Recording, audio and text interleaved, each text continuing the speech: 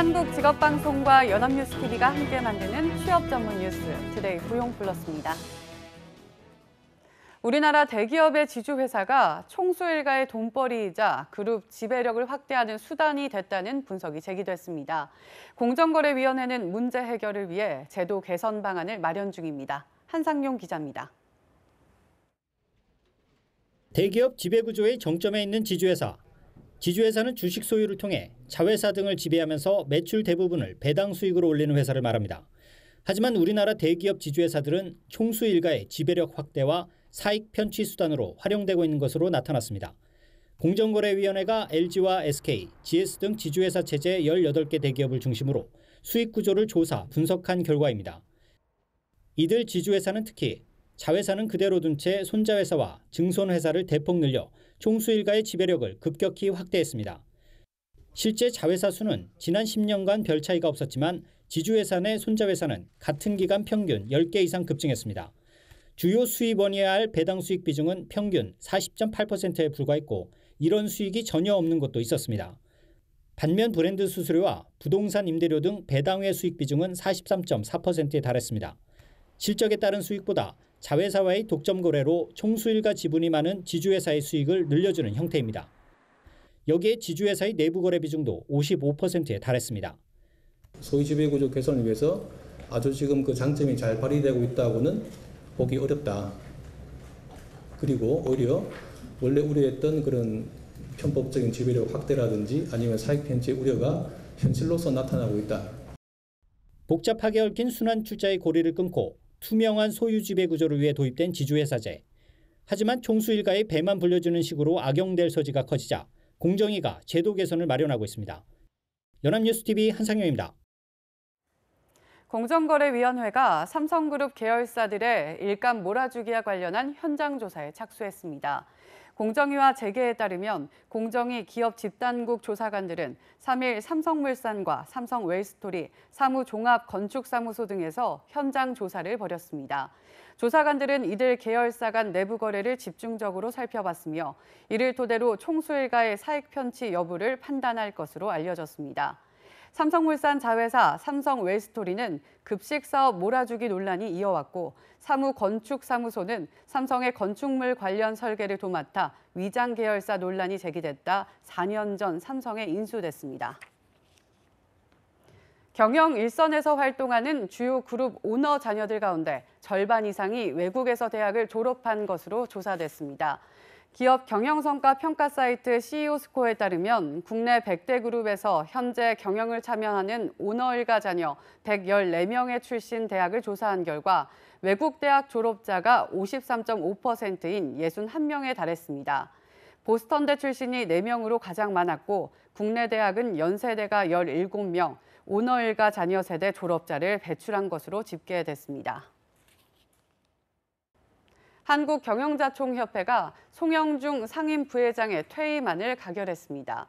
비난전으로 번지던 내부 갈등이 일단락됐지만 혁신을 위해 임명한 인사를 3개월도 채 지나지 않아 해임하면서 정경련에 이어 재계를 대별할 단체들의 위상이 줄줄이 흔들리고 있다는 지적이 나옵니다. 이동훈 기자입니다. 경총이 송영중 상임부회장의 해임안을 가결했습니다. 경총은 송 전 부회장의 해임 사유로 사무국 파행 운영 등을 들었습니다. 본회는 파행적 사무국 운영, 경제단체의 정체성에 반하는 행위와 회장 업무 지시 불이행, 경총의 신뢰 및 명예실추 등을 사유로 송경식 경총회장은 한솥밥을 먹었는데 안타깝다며 7월 둘째 주에 차기 상임부회장 인사를 논의할 것이라 밝혔습니다. 7월 12일 시작하는 주에 전형위원회를 열어서 거기서 논의하기로 했습니다. 제가 그 전에 외국을 좀 가기 때문에. 경총은 임시총회에서 정관 개정을 비롯해 사무국 인사 정비, 회계 투명성을 논의했지만 후폭풍은 계속될 것으로 보입니다. 특히 특별회비 자금 유용 의혹에 대해선 회원사의 보고가 누락된 부분이 있었으나 총회에서 다뤘고 회계 부정은 없었다고 해명했지만 우리 경총이 다른 경제단체에 비해서 급여율이 낮답니다. 그래서 자꾸 사람들이 빠져나가고 하니까 그래서 그런 거를 좀 막기 위해서 그래서 좀 그렇게 지급을 한 모양인데 그 숫자를 다 맞고. 송 전 부회장이 불투명한 회계와 파벌 등 경총 내부에 문제가 있다고 주장하면서 사무국 중심 운영이 논란이 됐기 때문입니다. 나아가 손 회장이 개혁 추진 차원에서 임명한 송 전 부회장을 85일 만에 스스로 해임을 결정하면서 경총 혁신 드라이브에 제동이 걸린 데다 자신의 리더십에도 적잖은 타격이 있을 것이라는 전망이 나옵니다. 연합뉴스TV 이동훈입니다. 청년을 고용하는 사회적 기업의 연간 인건비로 2,400만 원이 지원됩니다. 초중고 교육과정부터 사회적 경제를 가르치고 대학에는 관련 학과가 생깁니다. 박규정 기자가 보도합니다. 이익을 추구하면서도 일자리 창출이나 지역사회 공헌 등 공공이익에 기여하는 사회적 기업이 앞으로는 더 많은 지원을 받게 됩니다. 정부는 문재인 대통령 주재로 열린 국무회의에서 사회적 경제 인재 양성 종합 계획을 의결했습니다. 고용노동부가 주관한 이번 계획의 핵심은 전 연령대가 사회적 기업에 취업하거나 청업할 수 있도록 돕는 데 초점이 맞춰졌습니다. 우선 사회적 기업이 청년을 채용하면 연간 인건비 2,400만 원을 최대 2년간 지원받습니다. 사회적 기업을 창업하는 청년팀 1,000개를 선정해 입주 공간과 멘토링을 제공하는 등 단계별 서비스도 제공합니다. 전문 경력을 가진 5, 60대 신중년 은퇴자에게는 관련 교육과정을 열어 사회적 기업 재취업을 이끕니다. 사회적 경제라는 개념이 아직 익숙치 않은 만큼 교육과정도 손봅니다. 초중고 교과 과정에 사회적 경제 학습 교재를 보급하고 다음 교육과정 개정 때는 사회나 도덕 과목에 가르치도록 할 방침입니다. 선도대학 20곳을 지정해 2020년까지 500여 명의 사회적 경제 학부 전공자를 육성할 계획도 세웠습니다. 사회적 기업은 일반 산업에 비해 고용 창출 효과가 크지만 고용 비중은 1.4%에 불과할 정도로 시장은 미성숙한 단계입니다.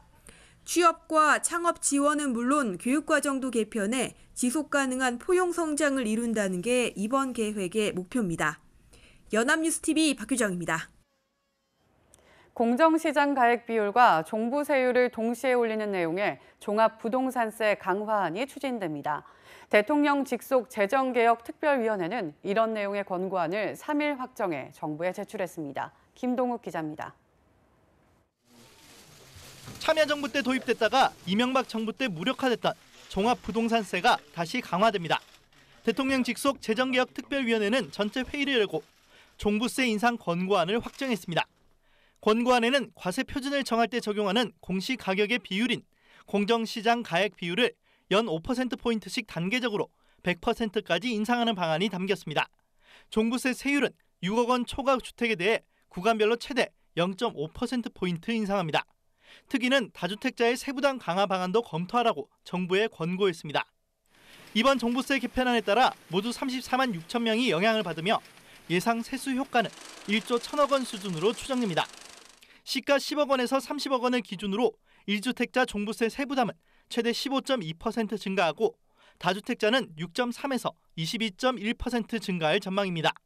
특위는 이와 함께 주택임대소득세도 개편할 것을 정부에 권고했습니다. 주택임대소득에 소형주택 과세 특례와 분리과세 시 적용되는 기본공제를 축소하거나 폐지하는 안이 담겼습니다. 재정의 투명성과 책임성을 강화하여 재정 지출의 효율성을 높이고 공평과세와 조세제도의 합리화로 조세 정의를 실현하는 데 역점을 두었습니다. 기획재정부는 특위가 제출한 권고안을 검토해 세제 개편안과 중장기 조세 정책 방향에 반영하고 내년부터 적용할 계획입니다. 특위는 이번에 다루지 못한 부동산 관련 세제에 대해 하반기 추가 손질에 나설 예정이어서 주택 공시가격 현실화와 재산세 인상도 논의될지 관심이 쏠립니다. 연합뉴스TV 김동욱입니다. 대통령 직속 재정개혁 특별위원회의 종합부동산세 세율과 공정시장 가액 비율 동시 인상 권고에 따라 정부도 여기에 맞춰 정책 방향을 잡을 전망입니다.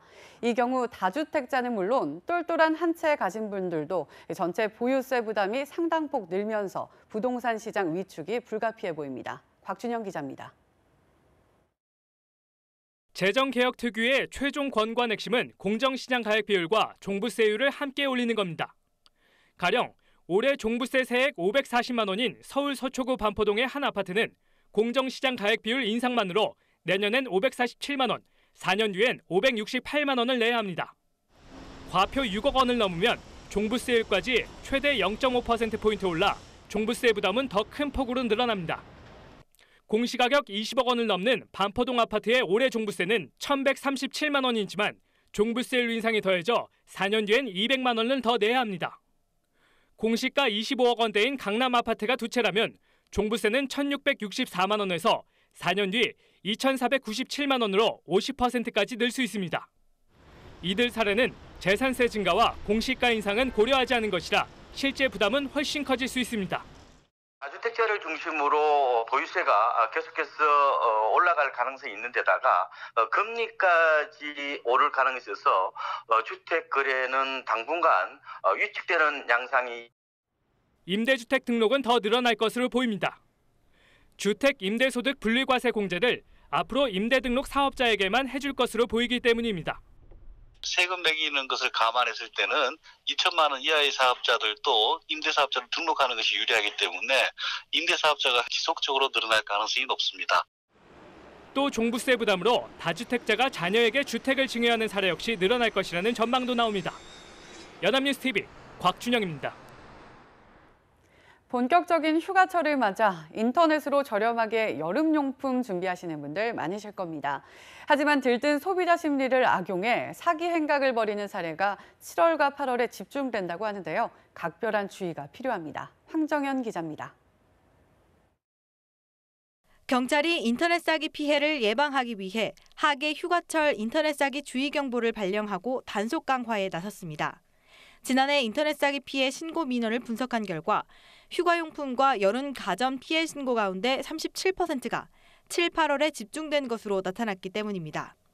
유형별로 보면 캠핑 용품이 66건으로 가장 많았고 에어컨이나 선풍기 같은 여름 가전과 여행 상품, 숙박권과 물놀이 이용권이 그 뒤를 이었습니다. 실제로 저렴하게 물건을 사고 팔 수 있는 국내 대표 중고거래 사이트에 들어가서 검색해보면 휴가용품에 대한 게시글이 시간당 수십 건씩 올라오고 있습니다.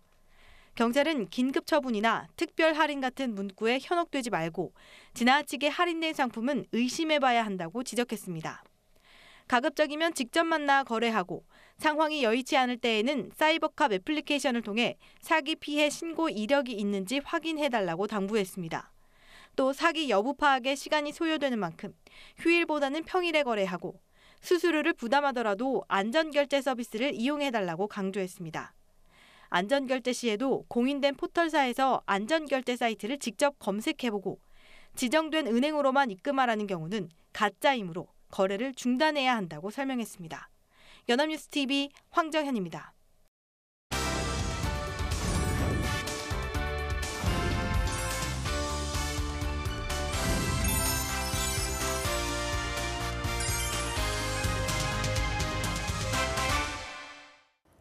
대한민국 50만 구직자의 일자리 현황을 데이터로 풀어봅니다. 투데이 데이터 뉴스 시간, 안치홍 아나운서 안녕하세요. 안녕하세요.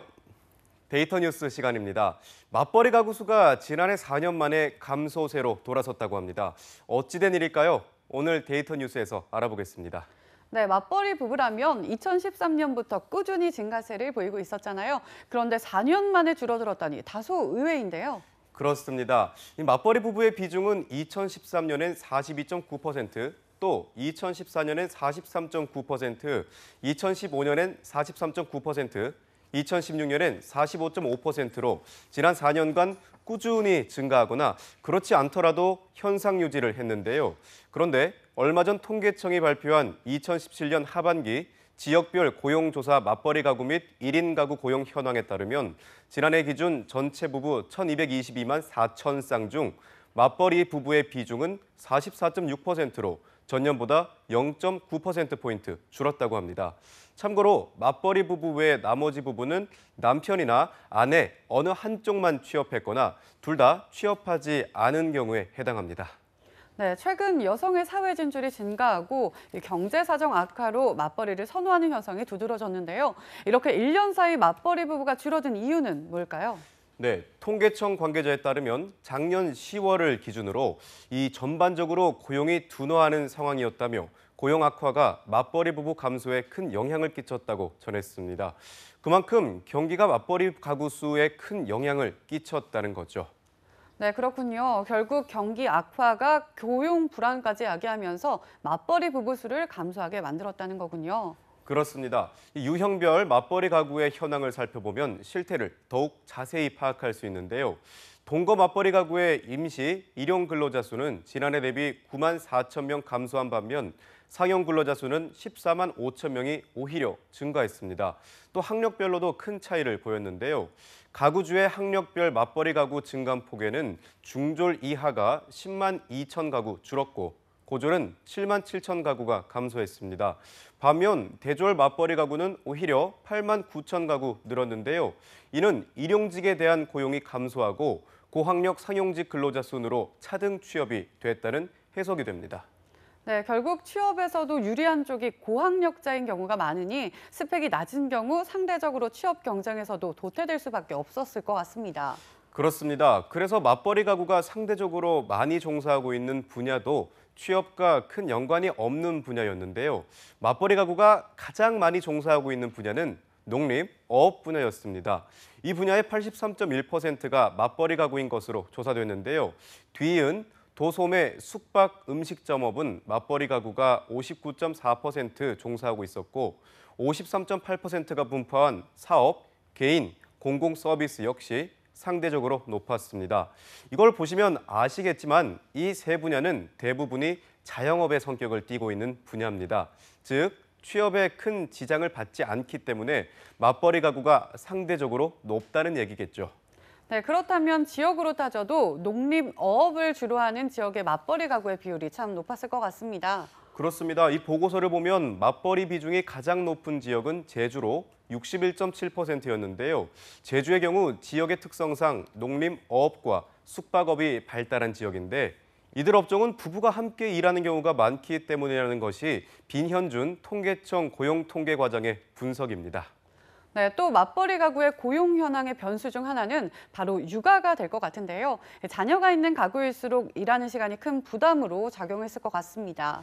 그렇습니다. 특히 아이가 어릴수록 근무 시간의 차이가 컸습니다. 자녀가 6세 이하인 경우 남편은 주당 46.5시간, 아내는 주당 34.8시간으로 11.7시간의 가장 큰 격차를 보였습니다. 하지만 맞벌이 부부의 취업 시간 차이는 자녀의 연령이 높아지면서 줄었는데요. 7세에서 12세 아이를 키우는 맞벌이 부부는 남편이 46.8시간, 아내는 39.5시간으로 7.3시간 차이가 있었고 13세에서 17세 자녀를 둔 경우 남편은 46.8시간, 아내는 40.8시간으로 격차가 6시간으로 감소했습니다. 네, 육아에 대한 부담으로 아이를 키우며 맞벌이를 하는 부부의 경우 남편은 풀타임으로 일하고 여성은 자녀를 돌보거나 가사를 병행할 수 있도록 시간제 근무나 부업 성격의 일자리를 선택하는 경우가 상당수잖아요. 그런데 이제 문제는 이 경기가 악화되면 다시 상용직으로 재취업을 하자고 해도 난간에 부딪히는 경우가 많을 것 같습니다. 그렇습니다. 문제는 이처럼 여성의 사회 진출이 막히면 장기적으로 결혼이나 출산율 역시 감소하며 사회적 악순환이 반복될 수 있다는 건데요. 그래서 전문가들은 경기 회복에 앞서 사회적, 정책적으로 여성의 사회 진출을 독려하고 맞벌이 부부를 위한 지원 정책을 보다 더 적극적으로 도입해야 한다고 주장하고 있습니다. 네, 경기 악화가 이제는 맞벌이 부부에게까지 영향을 끼쳤습니다. 문제는 이렇게까지 경기가 악화되면 고용 불안이 가속화되고 소비 심리가 위축되는 삼중고에 시달릴 수 있다는 겁니다. 뿐만 아니라 여성의 일자리가 줄어들면 비혼과 저출산이라는 사회적 문제까지 대두될 수밖에 없는데요. 정부의 일자리, 내수 증진 정책이 탄력을 받아 하루빨리 경제가 나아지길 희망해 보겠습니다. 지금까지 데이터 뉴스 시간 안치홍 아나운서였습니다. 고맙습니다. 고맙습니다. 지금까지 투데이 고용플러스였습니다. 오늘 저희가 준비한 내용은 여기까지입니다. 함께해 주신 여러분 고맙습니다.